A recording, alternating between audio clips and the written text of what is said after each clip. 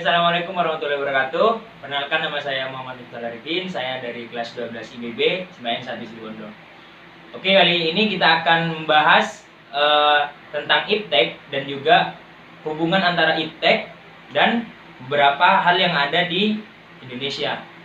Hal pertama yaitu adalah ideologi, kedua politik, ketiga ekonomi, sosbud, dan pertahanan dan keamanan. Oke, sebelum melangkah ke yang selanjutnya, kita harus mengetahui iptek itu apa. Nah, iptek sendiri merupakan sumber informasi yang kita dapat untuk meningkatkan pengetahuan kita dalam bidang teknologi. Nah, hubungannya apa dengan yang pertama, ideologi? Ideologi sendiri merupakan dasar negara, di mana segala hal yang kita lakukan harus berkaca terhadap ideologi tersebut. Di Indonesia kita menganut ideologi Pancasila. Jadi segala hal yang akan kita laksanakan harus sesuai dengan Pancasila. Nah, di bidang iptek dan juga hubungannya dengan ideologi, ada hal positif dan juga negatifnya.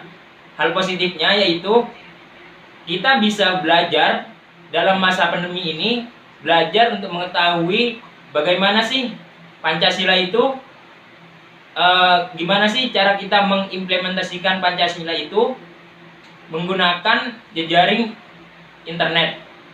Kita sekarang udah bisa ketemu sama guru, sekolah juga ditutup, jadi kita harus benar-benar memanfaatkan media sosial.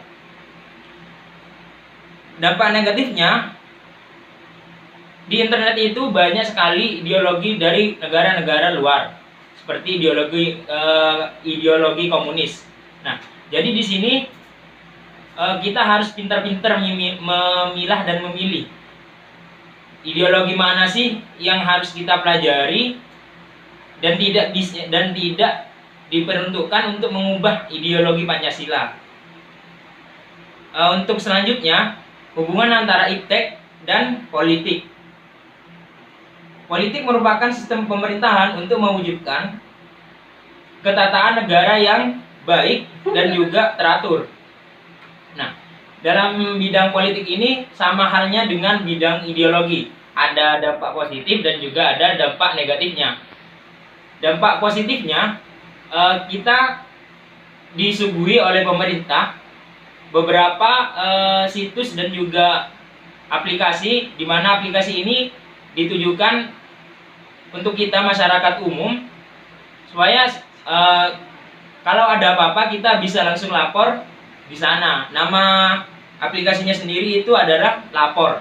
Nah, jadi kita bisa melaporkan apa yang tidak sesuai dengan kita. Semuanya nih ada pihak yang melanggar sesuatu, kita bisa melaporkan di aplikasi Lapor tersebut. Nah, dampak negatifnya sendiri dalam masa pandemi ini, tentunya kita harus banyak menggunakan smartphone dan juga internet. Nah, di Indonesia sendiri masih sangat kurang orang-orang yang paham akan internet. Untuk selanjutnya, pengaruh iptek terhadap perekonomian atau ekonomi. Nah, ekonomi sendiri merupakan sektor yang penting dalam suatu negara, termasuk negara Indonesia.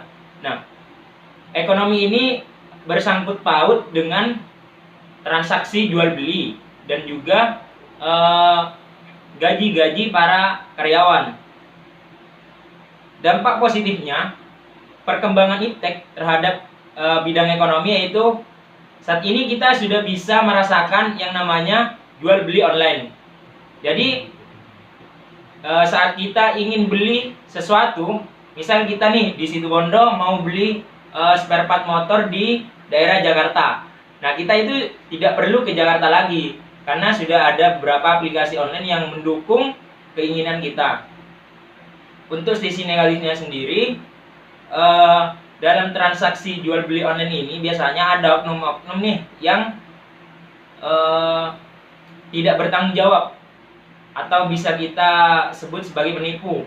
Jadi kita transfer uang kita tapi barang tidak sampai, atau barang tidak sesuai yang kita inginkan.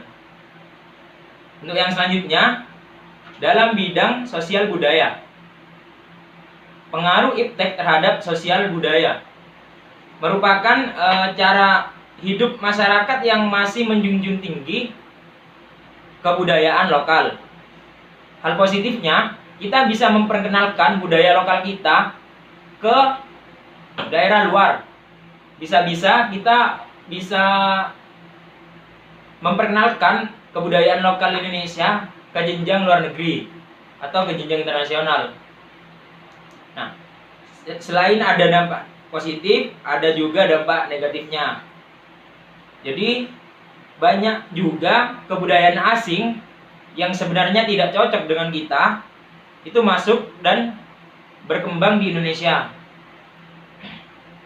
Dan yang terakhir, dalam bidang pertahanan dan keamanan, pengaruh ipteknya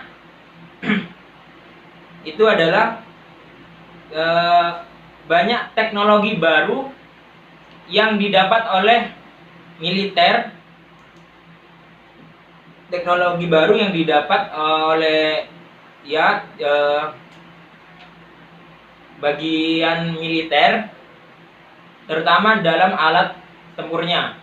Jadi hal ini sangat membantu kita dalam menjaga ketatanan negara, di mana saat ada seperti kasus kemarin perebutan sengketa laut. Nah, kita itu sudah punya alat yang lebih canggih dari negara sebelah.